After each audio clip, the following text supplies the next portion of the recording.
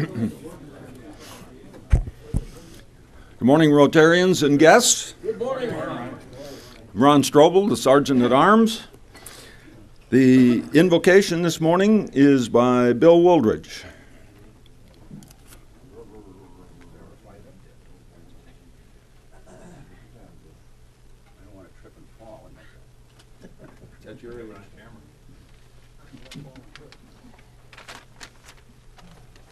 Good morning, fellow Rotarians. Good morning, Bill. Rich Warfield asked me to ask all of you to especially pray for George Roth, who's going in for gallbladder surgery this morning. Now let us pray.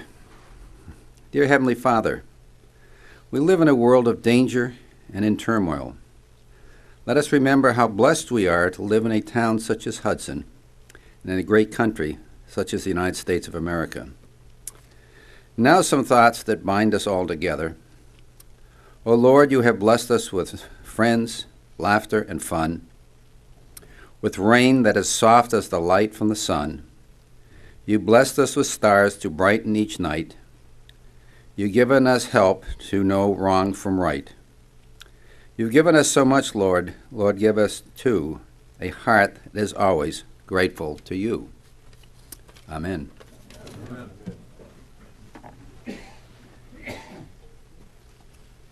And now we have a little mix-up because the president in charge today, the past president, thought it was her responsibility to find someone for the pledge and four-way test, and it is not her responsibility.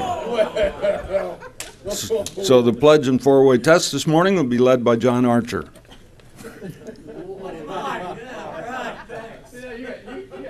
I'm not sure who to find for that one. I would start with Gail.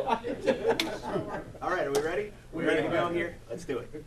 I pledge allegiance to the flag of the United States of America and to the republic for which it stands, one nation, under God, indivisible, with liberty and justice for all. And now the Wait a minute. Stand right there. Yeah. Go ahead. Oh, and now the four-way test. First, Is it the truth? second, Is there all concerned? third, Will it better friendships? and fourth. Will it be beneficial to all concerned? Oh my goodness. That's, they're not going to make it as a tag team, I can tell you that. Not to lead us in song, Dick Pearsall. Last week I was gone and I drove across the state of New York. And it was so beautiful. All I could think of is coming back and seeing America the Beautiful. It is. It's a beautiful country. Oh, beautiful for spacious skies, for amber waves of rain, for purple mountains' majesty, above the fruited plain. Hit it now.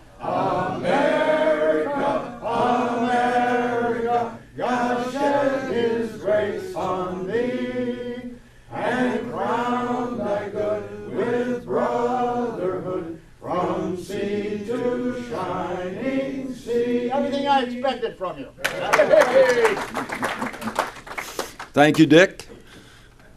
And now, to lead us today is our past President, Gail Royster. Thank you, sir. And I'm going to leave you and go to the dentist. Whoa. Anyway, good morning, Rotarians. It is wonderful to be back in front of this awesome club. I wanted to thank our greeters this morning, who were Larry Santon and Tom Page. Thank you very much. And how about our wonderful AV team that gets here at 6:15 in the morning and sets up all of the AV equipment. Jimmy Sutphen, Ron Barnhouse, Tom Page, Larry Santon, James Field, and we have our October service learning student here with us this morning. Please welcome Meredith Pinkerton. And I just found out when I introduced myself to her that I know her grandmother from way back. Our club secretary is Chris Barker, and she will introduce our guests this morning.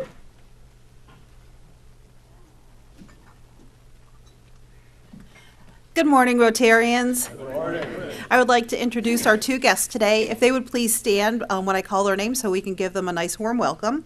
First, we have Jane Howington, City Manager for City of Hudson, and she's our speaker today. And also joining us is Alex Kellerman from the Hudson City Council, and he's a guest of Dan Williams. Thank you for joining us today.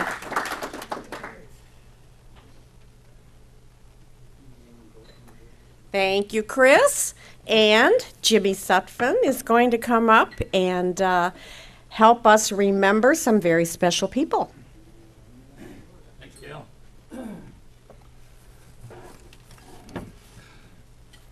Good morning, everybody. Good morning. Being the first meeting of the month, we have an opportunity to welcome and remind ourselves of the folks who joined Rotary in October. John Archer, 2013, his sponsor, Ed Sogan.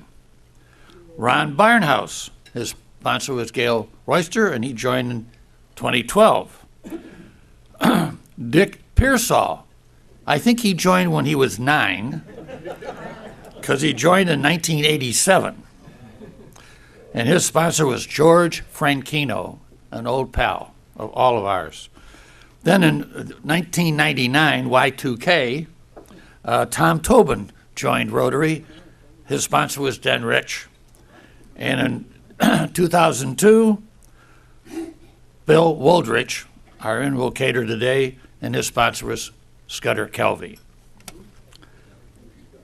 And we also have some birthdays today. Our birthday on Friday, Craig Tolman, born in Davenport, Iowa. And then we have a card here for Liz Ramsey, whose birthday will be on Sunday, and she'll be 65. Don't tell her I told everybody. This is the card. It says, happy birthday. I looked all over for a card this big. It's hard to find a card this large, a print for people whose age to remember or how to read happy birthday.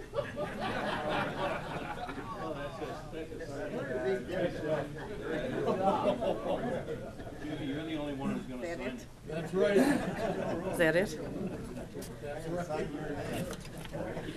Thank you, Jimmy. Only our Jimmy can come up with things like that. We have our 5-minute Rotarian this morning, and Bob Conrad, with his arm in a cast, is approaching the podium. It's camouflage. You're not supposed to be able to see it. Morning, Rotarians. Good morning. It's been over a year since I've been up here, actually. Seems like it's gone pretty fast in some ways. My name is Robert Conrad. I'm a former federal agent with the U.S. Department of State, Bureau of Diplomatic Security. I retired in 2004, did some consulting work for another 10 or 15 years, till about 2012 when I actually retired and came here to Laurel Lake with my lovely wife. We've been married for 42 years in August, so we're very happy about that. I found that, well, actually, I was born here in Akron back in 1948. And my father moved down to Salem, Ohio, and we lived there for about 11 years. And then I went overseas with them and lived in Rotterdam in the Netherlands for about 6.5 years. Then moved from there to Paris, France, where I lived for 2 years. Came back here to the United States and went to my grandfather's house in Sarasota, Florida at age 19 and said, you know, this is really nice. I like this retirement. My grandfather took me the next day to Jacksonville, Florida, and I went in the Marine Corps. Retirement was over very quickly. The Marine Corps took me to the other half of the world. I went to Saigon, Vietnam, Cambodia, and then on to Tehran, Iran, which is where I actually met my wife. She was teaching at a community school there. After that, I was working with the Marine Security Guard program, which are the Marines that guard our embassies and consulates overseas. That's how I became familiar with the U.S. Department of State's program of the Bureau of Diplomatic Security. And I came back here to the States after Iran because my tour over there in the Marine Corps was over, and went to Kent State University for my educational background. I have a Bachelor of Science in Law Enforcement Administration, and I have a Master's degree in Political Science, International Relations.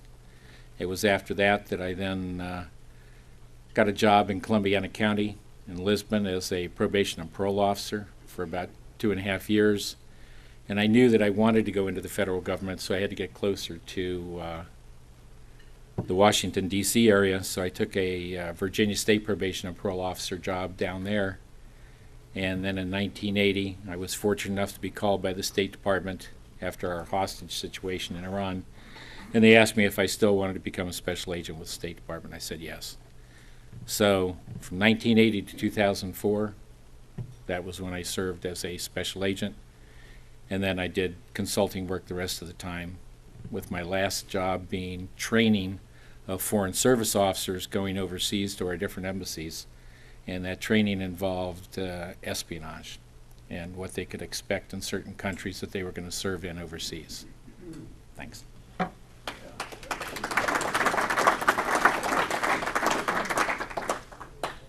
Thank you, Bob. Have we ever had a 5-minute Rotarian that did it in 3 minutes? Thank you very much. It's the first Wednesday in October, and we all know what that means.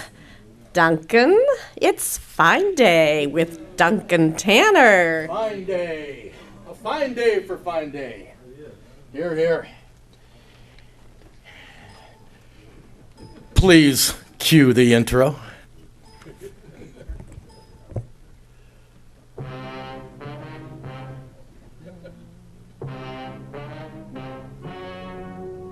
Ladies and gentlemen, Thank you. the story you are about to see. We're good. We'll work on the volume later. Okay, on Feinmeister Day, we will not do the history tidbit. A, this gives me a little break on doing history research. B, the fines have become so extensive and so intense, and they will take so long to share that there isn't time for history. Today's beneficiary, the Hudson Food Pantry.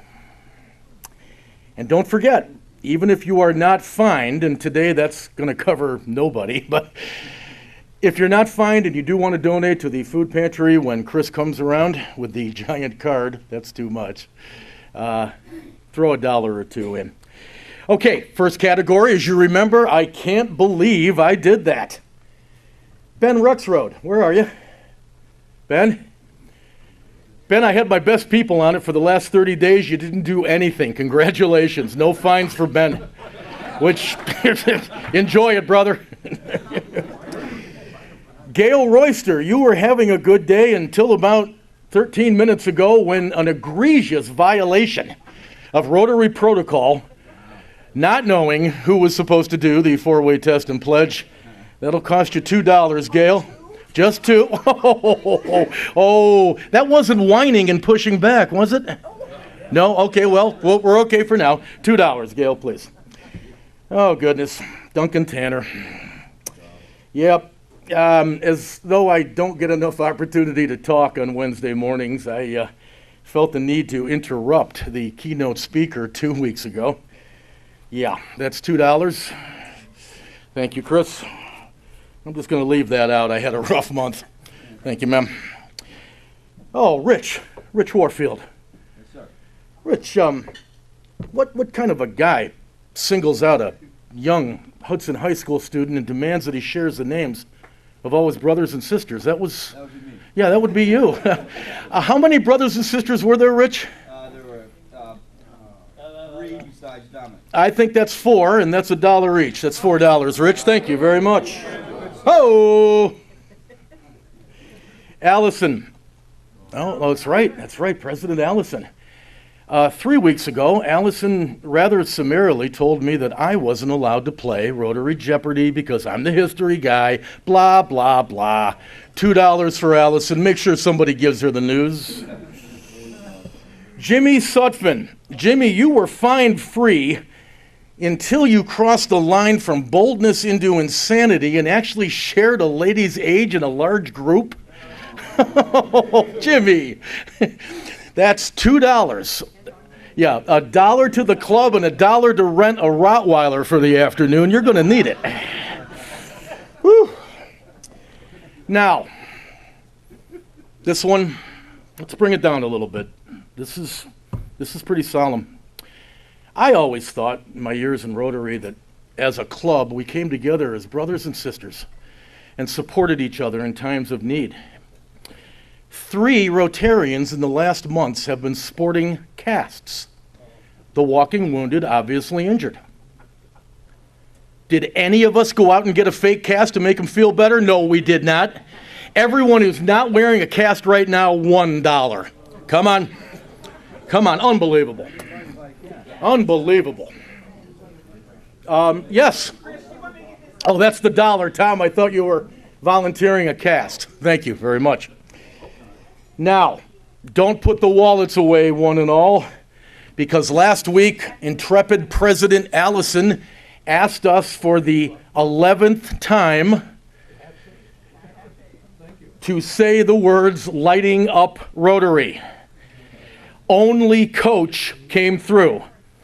Coach, you're off the hook. Everybody else, $1 for not getting lighting up Rotary. Okay, we're going to get the handle on that. Now, dig into your pockets, ladies and gentlemen, dig into your pockets and pull out your raffle tickets. Pull out your raffle tickets. Raffle tickets. Well, there's going to be a special raffle, Rich, because if I don't see your raffle ticket, pull $1 out right now, please. Come on, guys, we got to do this. Support the club. $1 if you don't have a raffle ticket. No. That ship has sailed. Okay, now let's settle down. We've got a lot of ground to cover. Gail? Gail, just off the top of your hat, when is the gala next year? Okay, you didn't know that 2 weeks ago. That's $2, Gail. Thank you. Wow. Uh-oh. How's Gail's credit? Anybody? Can we float Gail a couple dollars? No? Sorry, Gail. Raise your hand if you are a proud member of Lake Forest Country Club. Hands high, come on. Okay, well, those that raised your hands, get some money ready, listen carefully. September 7th, Hub Police Blotter article, I quote, "Police were called to Brentwood Drive August 27th when a resident reported a broken window on his van. A golf ball was located close to the van, which was parked near the fairway of Lake Forest Country Club. No damage estimate was provided. No initials were found on the golf ball. Lake Forest members, that's $1 each."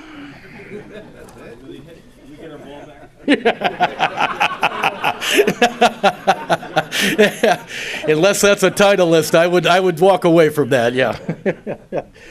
Coach, I'd never put you on the spot. You know I love you, brother. Could you stand up, please? Oh, I'm putting him on the spot. I'm sorry. I've only been around about 8 or 9 months, but is this the best Coach has ever looked? Come on. It's either a job interview or an anniversary. Either way, Coach, that's $2 for overdressing. Ron Strobel, oh, he had to go get his crown fixed. Well, as if he's not spending enough money today, there's another $1 for not having his pin 3 weeks ago. Now, Ron already anteed up rather nicely because I'll be sharing some happy news on Ron's behalf in a moment. Now it is that time. Take a moment, look at your own attire, look at the attire of those around you. We are self-policing for pins and badges. Take a moment, self-policing pins and badges. Tom? Okay. Tom, we'll take a check. You've had your hand up the whole time. Uh-oh. Oh, goodness. The Feinmeister. No pen. No pen. Easy, Rich. I'm not done with you yet. I'll take your money. Oh, no problems there. Huh? You got it. Okay. Finally, publicity hounds. Brad Nelson and Ron Strobel. Your names appeared in a Sunday, September 14th article regarding the demolition of a Darrowville house. That's $2 each for the publicity. And having read the article in some detail more than once, it appears that Messrs. Strobel and Nelson are on opposite ends of this issue. I've got Strobel in the 5th round by TKO. What do you think? Huh? Pure mean. That's $2 each. Coach, that same hub issue that put Mr. Nelson and Mr. Strobel on the spot mentions you as the contact for the Hall of Fame induction breakfast, for selflessly heading up the Hudson City Schools Foundation and this engaging annual event.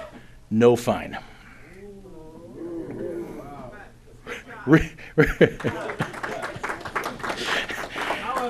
I can't say this without, okay, I got to get a grip here. Rich? Yeah, this is big. You all right? Did you have your coffee? Okay. Rich, in the September 7th hub on page 38 and the September 14th hub on page 34, there is a half-page ad advertising your CPA firm. And Rich, that's $2 each, $4 total for that. Now, Rich, I'm going to step away from the microphone just, well, not really. Yeah. Man to man, buddy, you and me. A little makeup in those pictures? Come on. Come on. With a little foundation. Huh? You're amongst friends. $2 more for the foundation. All right. Yeah. Tom Page. You and Dottie are listed in the Sunday, September 21st hub as contributors to the Women's Club of Hudson Scholarship Fund. Good cause, good job, no fine. And finally, is our favorite politician David Basil here? Okay, all right.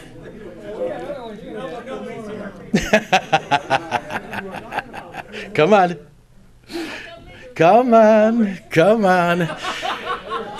I am fining David Basil $3. $2 for the front page ad thanking Scott, is it Schroner for 30 years of service. But what I am fining the extra $1 for was David Basil's classic politician's handshake. I will demonstrate. Congratulations. You may sit down.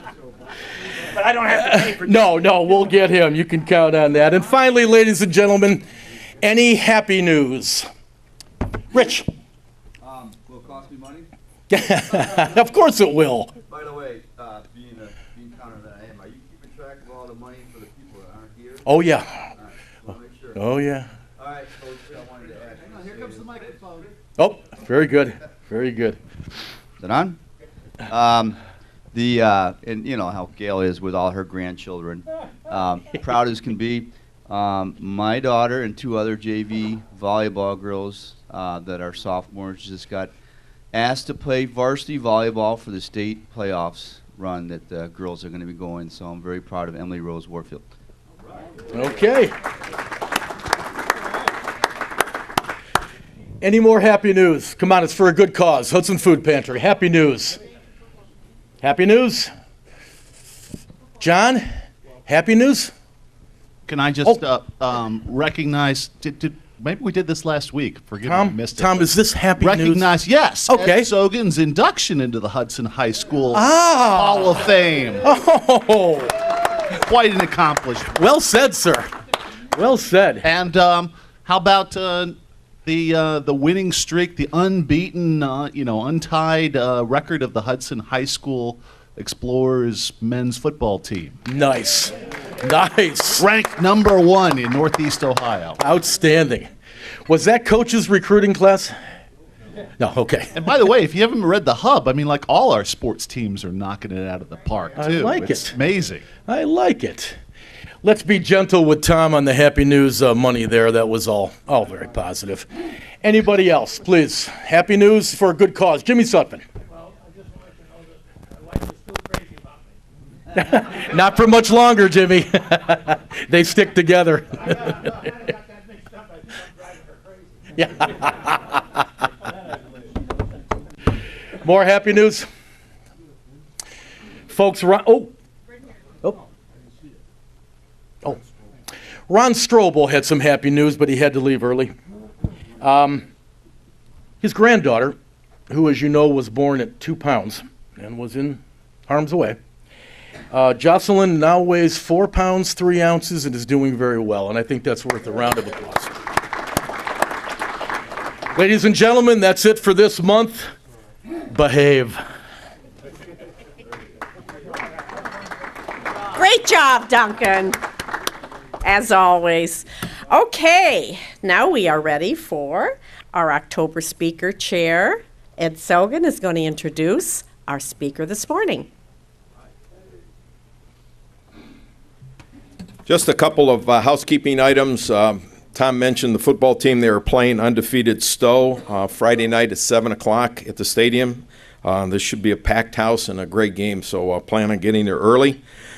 The other thing I wanted to mention, the Lake Forest golfers, everybody that plays at Lake Forest realized whose ball that was that hit the windshield. Rich Warfield, it was a range ball, so that's how they knew it was there. It is my pleasure to introduce our city manager. She has 2 master's degrees in regional planning and city and public administration. She has over 30 years of experience serving local governments in Massachusetts, Rhode Island, Ohio, and Montana. She is married and has 1 son and a future daughter-in-law. The wedding will be happening on October 18th, so the mother of the groom is getting ready. She has a wealth of experience and is excited about working with City Council and our municipal workforce on future goals. She has a lot of positive energy, and she has a focus on what's ahead for Hudson. I'd like to introduce Jane Howington, our city manager.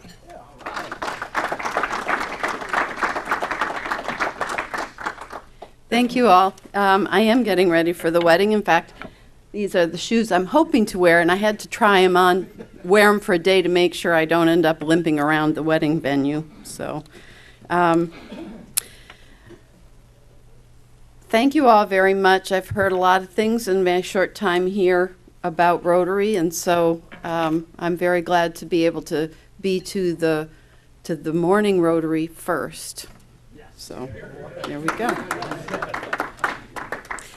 Today I celebrate 60 days with the City of Hudson. So most of my, I heard from somebody a couple weeks ago that, well, they're expecting big things when I give my 120-day plan of action or whatever. And I'm afraid that I'm probably not going to wait for 120 days because we have a workshop tonight after our council meeting where we're going to be talking about implementing some of those goals. So I think it's going to be my 60-day plan of action.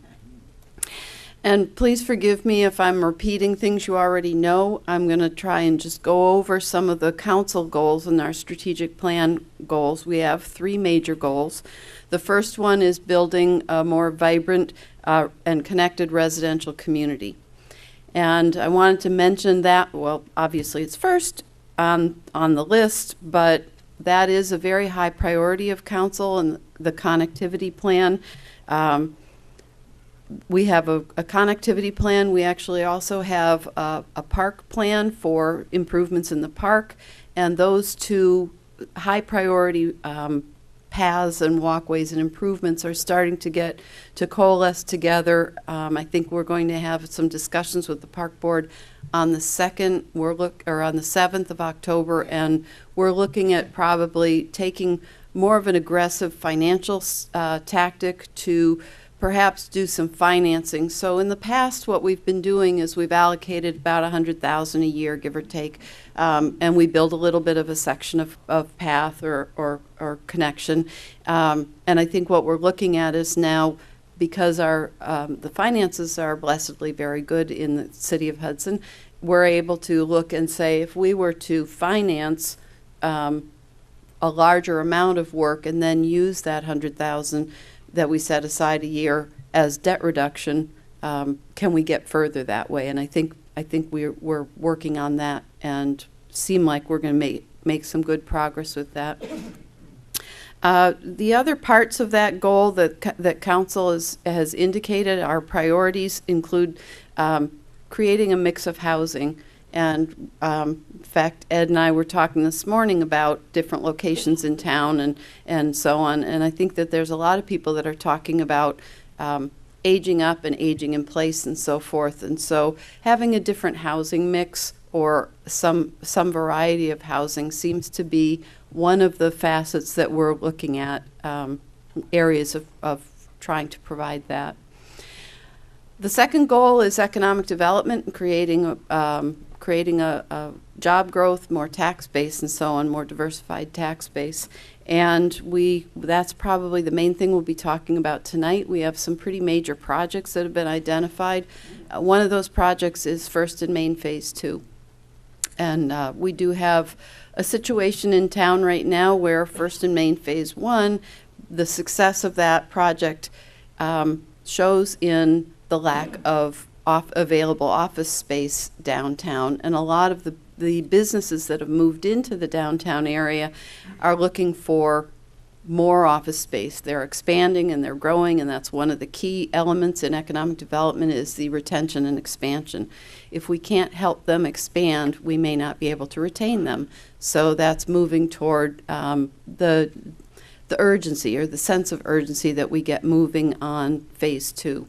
Probably take a couple of years to get that project moving and shovel ready and so on. So that's one of the big projects. The other one that we're starting to look at is the YDC property and how do we plan for that, what type of uses would be good for that area and so on. So that's a long-term project that really probably needs to get moving now that the waiting period is kind of over for that area. And I wanted to mention under the economic development aspect of the strategic plan, the council has initiated the implementation of broadband for the business use. I mean, I think the council wants it to be through the entire city. We are in the process, in fact, tonight we'll be asking council to approve a contract with a consultant to bring in a business plan on how we would roll out the fiber. And that probably would mean we would be rolling it out to the business community first in phases. And we'll be coming around, or our consultants will be coming around, talking to different businesses to find out what the demands are so that we can identify where we want to put the fiber first so that we can get the cash flow going to expand it. And ultimately expanding it out to the residential community, as we know that there are an awful lot of people that now have businesses that were, or retirement businesses or active businesses that are out of their house now. So they need the type of fiber that we could offer through this rollout phase.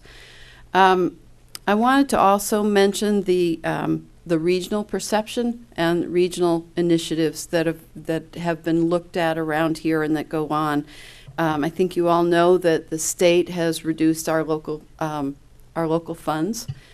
They've reduced our inheritance tax funds and so on. And the indication from the state is that trend will continue. They're one of their spoken goals is that we need to be more collaborative in regions in supplying services and so on. So we need to be aware of that when we discuss, when we look at our partners and so on. Not only the perception of who Hudson is and what we represent, but vice versa. As we do economic development, we know that we're going to have impacts that are secondary and tertiary to other communities. Some of the workforce will be coming into Hudson. We need to have that relationship fairly strong in order to be successful with that. And we have been working very well collaboratively. I'm working with Stowe right now on bringing on some partnerships in some of our staffing. That'll reduce some of our costs, quite a bit of our costs actually. We are working both with, right now we're working with Cleveland on putting together an MOU to provide water to one of their service areas that they're having trouble getting to. We've got the Summit County that's working with us on our sewer system and the possibility of having Summit County take over our sanitary sewer. So we are working very well with the region and making sure that we're looking at the best provision of services that we can for the best price to the community. And that brings me to the third goal, which is the effective and efficient quality service provision. In that context, one of the areas that we're struggling with, honestly, is all the different water services in town. We have Akron Water, we have our own Hudson Water, we have well water, and there are some areas where we have Cleveland Water. In a small community like this, that was one of the things that kind of blew me away when I first came here, and I said, this is really incredible that we have all of these water systems. And that's just really, still, I'm kind of blown away by that. So we are working and trying to say what's the best way to do this. Would it be better for us to collaborate, regionalize, get out? Should Hudson get out of the water business, or should Hudson take over the water business? And so we're doing that kind of analytics right now in working with that. We're pretty sure that the better way to go with the sanitary sewer is working through the county, since we only have about 1,100 people on our sanitary sewer system. So it's pretty hard when you're doing major capital initiatives and then you have to spread the cost out with that few people. So as I mentioned, we are talking tonight about those projects, the YDC, the First and Main Phase 2, the broadband, and then municipal facilities. So looking at that, and then a week from today we'll be bringing in the connectivity and trying to really get our priorities scheduled so we can get that in the budget and we can get moving on what direction the council wants to move this. And the last thing I'd like to mention before I open it up to questions, if that's all right, is our comprehensive plan. We've just initiated our comprehensive plan update. We would really like to have as much participation to make it the most successful plan we can. So we have, I think in January, we have our consultants coming back to do some one-on-one interviews. So if people, organizations, or businesses that haven't participated in our initial work sessions, let us know. You can contact us through our website. We've got information on our website and so on, or certainly give me a call so that we can get the outreach out to you to get your information back on where you see the vision for Hudson being. That being said, what I'd like to do is see what your interests are and see if I can help answer any questions that you might have.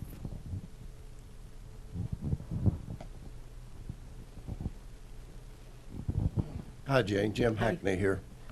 Jane, a couple of years ago, there was a plan, and I thought it was a pretty definite plan, to improve the hardscape and landscape along the old Main Street. Is that still alive and well?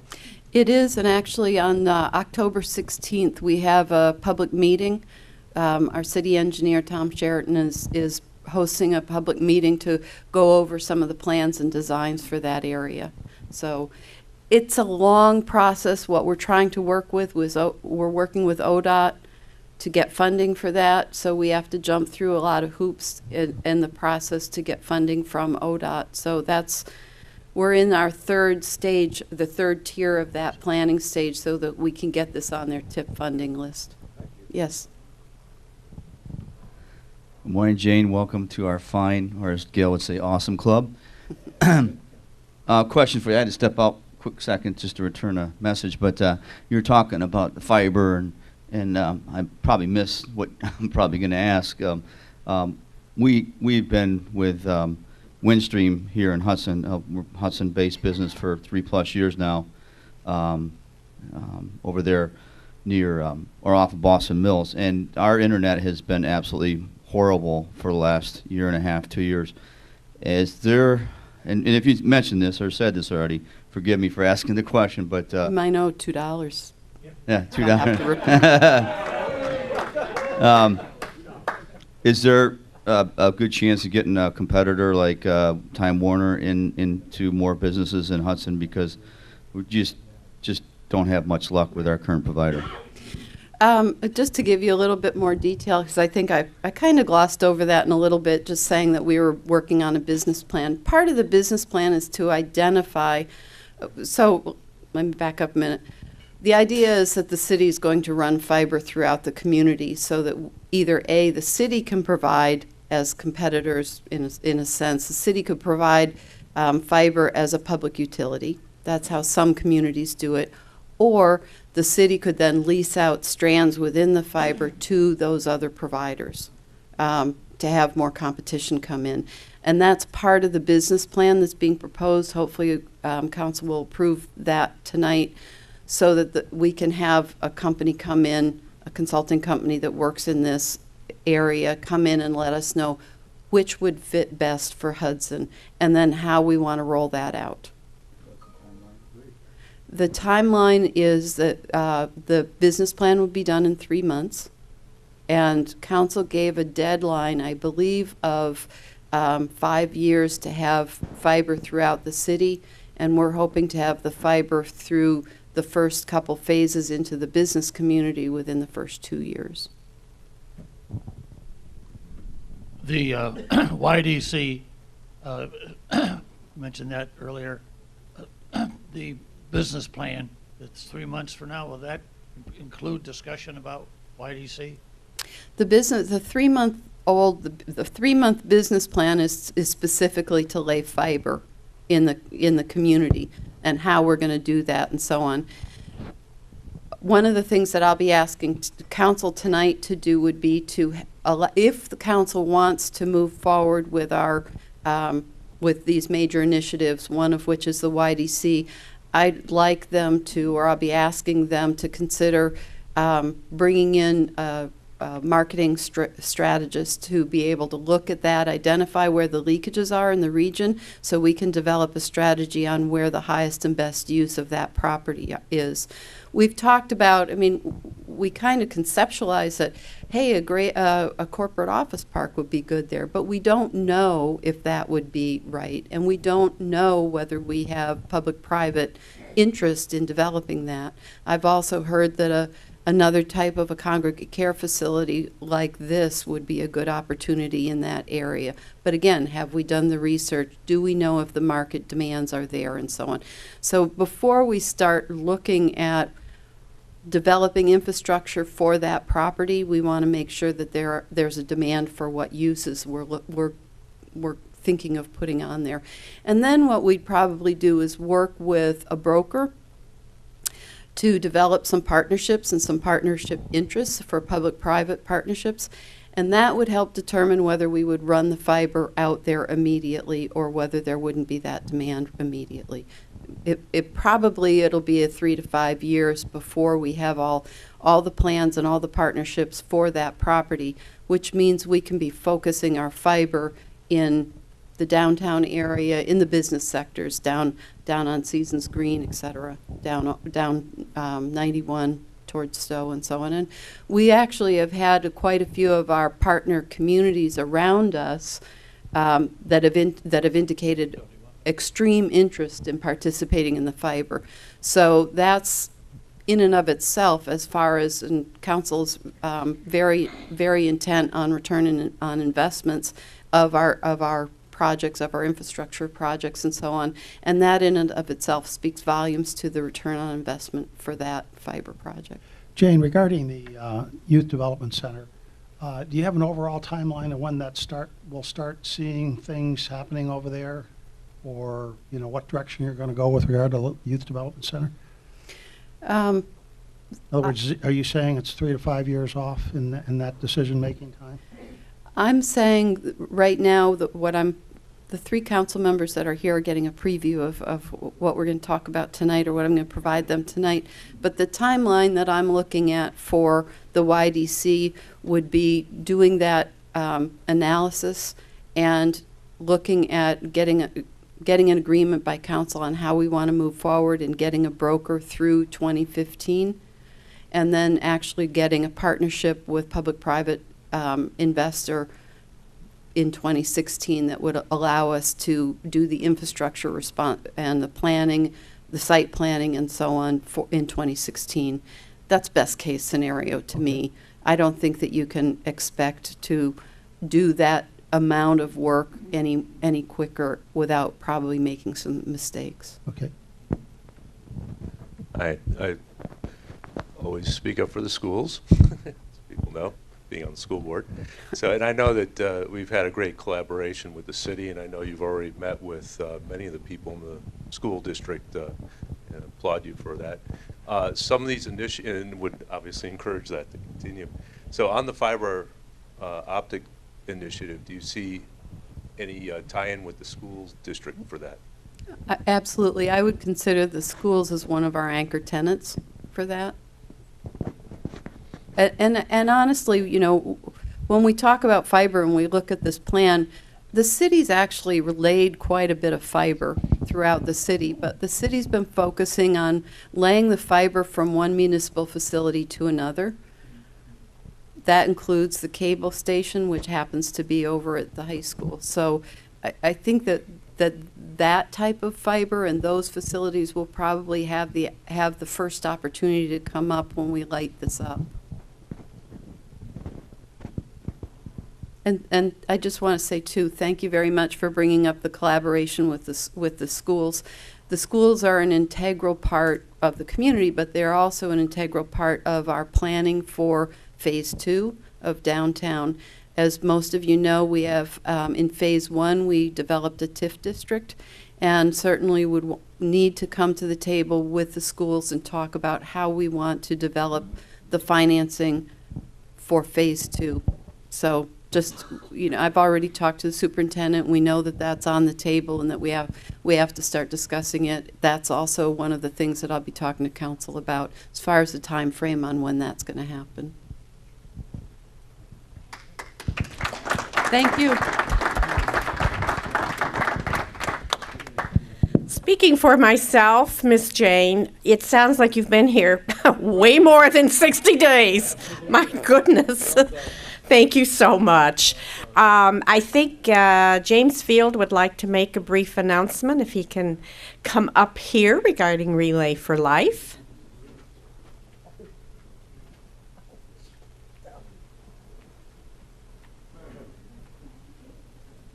Morning, Rotarians. We had great support this year on the Relay for Life, and actually the planning has started for next year. So some brief things. One is that they're based on feedback. They're looking at some changes.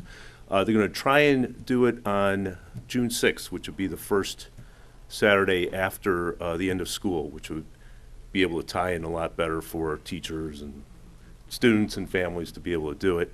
But that's not certain yet. The other thing they're looking at is going back to Lavelli Field, because there's they love to put tents in the middle, and they don't want to damage that beautiful turf. So they may do that as well. There's actually going to, if anyone's interested in being involved in the Relay for Life. They're going to have a planning meeting at the library on October 16th, which is a Thursday at 7 p.m.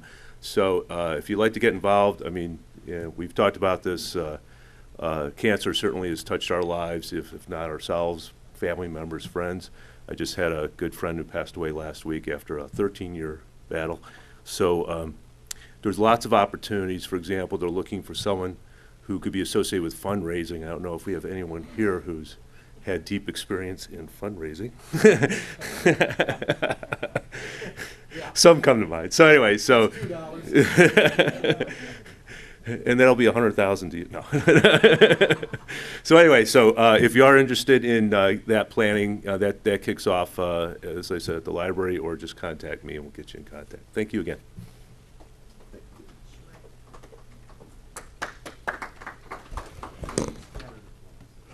Scattered applause. Our past president, Rich Warfield, would like to make an announcement. And while he's coming up here, 2 weeks from today is the Camp Ledgewood, and we do have 3 Rotarians signed up. Anybody else? Be more than happy to get you signed up for that too. That's with service learning class. Thank you, Gail. Pass. Something like that. November 1st, we're going back out to Camp Manitowoc. About 8 or 9 men joined myself last year to clean up the pool, to get it open for the campers. On November 1st, that is the designated date. I'll send out an email soon. It'll be the date that we close the pool, clean up and so forth. Breakfast will be provided, and also lunch will be provided after we finish our work for them. So I will send out an email. Would love to have you. The 8 or 9 people that did play, well, they did play a lot. I supervised, but that did work last spring really had a good time. And I think you can talk to every one of them, and hopefully we'll have you back, and hopefully it'll work for your schedules. So, and I'm just curious, James, how come you're looking at Coach in fear of moving the location? Oh, okay. Okay, it's Rotabuck time. How about, oh my goodness. Jane, read that. 269578. Thank you so much. That's not right? Who got that? Somebody has that. 269578. All right, Stu. Let's see. Payout is $13. And let me get the marbles going here. I'll come to you.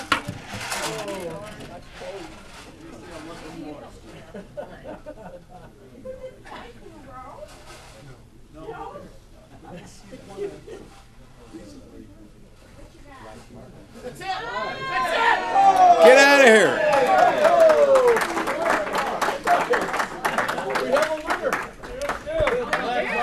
Jimmy would like to have our city council members take a picture with Jane up in the front after the meeting's over. Hey, Stu, that jackpot is worth $434. Whoa. Thank you all, and Jane, thank you so much as well.